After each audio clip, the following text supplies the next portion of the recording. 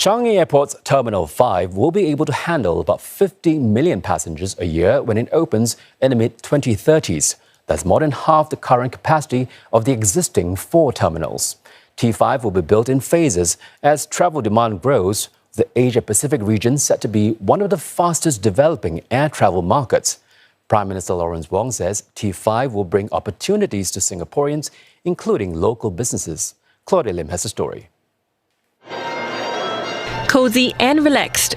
That's what planners from Changi Airport Group are aiming to achieve with Terminal 5.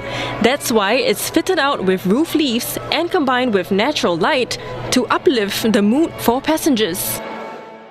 We have thoughtfully designed to be stress-free and positively surprising. Passengers moving from one point to another within T5 will find easy and quick. For example, passengers arriving in T5 will be able to get out of the terminal and hop onto a taxi or MRT within 30 minutes after leaving the aircraft. Transfer passengers can connect to another flight within 1 hour. Apart from the atmosphere and seamless connectivity, the terminal will see extensive automation, from baggage handling robots to autonomous vehicles to shuttle passengers and staff alike. When completed in the mid-2030s, T5 will expand Changi's current capacity by over 50% to about 140 million passengers annually. I'm standing here at the future site of Terminal 5. Just across from me, the airport's third runway, and behind me, Terminals 1 to 4. With the Asia-Pacific region expected to be one of the fastest-growing air travel markets, the expansion will give Singapore the capacity for long-term regional and global growth.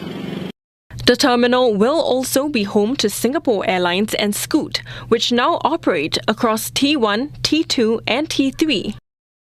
When you are under one roof and within the same terminal, obviously we are able to facilitate a more seamless experience for our customers. And there will be a lot of things that we can consolidate, including lounge experience, so there will be even greater consistency. Marking the official start of construction works at the groundbreaking ceremony, Prime Minister Lawrence Wong has described the project as a bold move, one that will bring opportunities to Singapore through providing jobs in areas like data science, robotics and sustainability. Competition is also sharpening. Other countries are investing significantly in modernizing their airport infrastructure and in adjacent infrastructure like airport cities.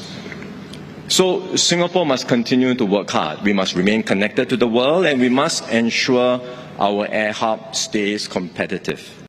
He adds that T5 will also serve Singapore well in the next leg of its aviation journey and take the country well into the future. Let's take a closer look at Terminal 5's unique design and location. The terminal sits within the 1,080-hectare Changi East development. This land area is almost as big as today's Changi Airport. It's even double the size of Toa Payoh town. T5 will be built alongside the Changi East Industrial Zone, which is an aircraft maintenance and air cargo hub, and the Changi East Urban District, a business and lifestyle destination. The terminal offers the possibility of connectivity not just to air, land and sea, but also within the airport itself and to the rest of Singapore. An automated people mover system will carry passengers around T5 and also between T5 and T2, while MRT lines ensure convenient access to the wider city. For instance, the Thomson East Coast Line will get commuters directly to the city centre. It can also connect to the Johor Bahru Singapore Rapid Transit System Link Terminal at Woodlands North.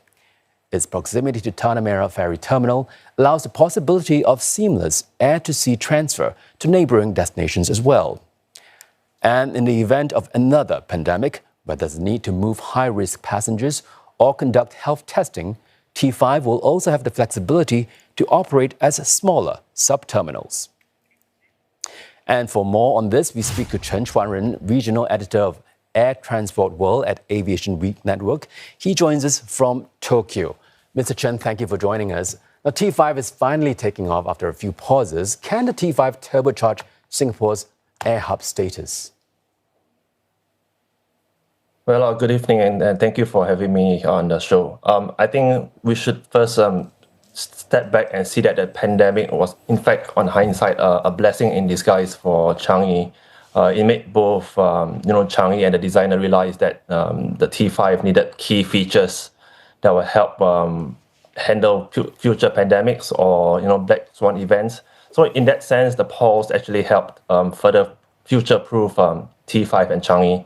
And as you mentioned, the industry is already expecting Asia Pacific to become the fastest growing market in the next 20 years or so, notably within Southeast Asia, with air traffic, growing in parallel as well. So the terminal would definitely prepare Changi for a very competitive air transport market in the region by providing the crucial future-ready infrastructure to support the increasing numbers of new passengers and aircraft coming in. But the pandemic pause was for around 2 years. So is there a lot to catch up on? Are we falling behind? No, I don't think so. Sometimes the pause actually makes you a better airport, featuring, as you mentioned, incorporating new designs such as the sub terminals. Who knows what might happen in the next 5 to 10 years, and being nimble and flexible is one of the key features moving forward for the air transport industry, and even more so for T5 as well.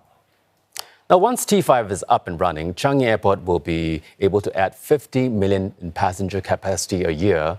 Can you put that in context for us compared to other airports in the region? Well, looking within the Asia Pacific region, I think the closest comparison in terms of form and function is probably Hong Kong Airport, which is designed to be a network airport like Changi. Currently, it has already 3 runways running, and is completing a new terminal to reach around 120 million passengers annually. And it is also the world's busiest cargo airport. Closer to home, I think there is also Bangkok, which is still primarily a destination airport, but it has plans and ambitions to reach 150 million to become a transit airport like Singapore, with building a new terminal as well. Now, you mentioned Hong Kong and Bangkok, but globally, who are Singapore's biggest competitors? Will T5 help Singapore up its game internationally? Well, there's numerous mega projects. If you look further beyond Asia Pacific, I think most notably there is the $35 billion Dubai World Central Airport project, which seeks to be the world's largest airport with a capacity of around 160 million passengers by the 2030s. Saudi Arabia is set to outshine that with another new project at the Riyadh, with up to 125 million by around 2050s. T5 will give Changi around 140 million, one of, if not the largest in Southeast Asia. But it will put Singapore on par with all these international developments. And if done right, it will definitely allow Changi to tap not only from the growth from Asia, but also those from these mega airports as well. So what else are you hoping to see in Singapore that will make Changi stay ahead of the competition? Well, I think there's numerous items. From a technology point of view, Changi has been quite ahead of the curve. The passportless immigration is an example that is well known around the world. There are other ways to further strengthen that, biometrics across the airport to achieve full contactless passenger experience. On the cargo front, there's ways to strengthen, integrated air, land, and air sea cargo transit, not just passenger transit. Especially if you look at the future Johor Singapore Special Economic Zone in play, which will take place around the same time. And Changi must also maintain the close synergy with stakeholders like ground handlers, airlines, and even to a certain extent other agencies and ministries to ensure Changi remains competitive in all imaginable aspects. But I think above all, we hope to see the people and running and operating Changi Airport to continue being sharp and possess both the soft and hard skills to interact with passengers, but also at the same time taking full advantage of new technologies they have on hand to make Changi a hit.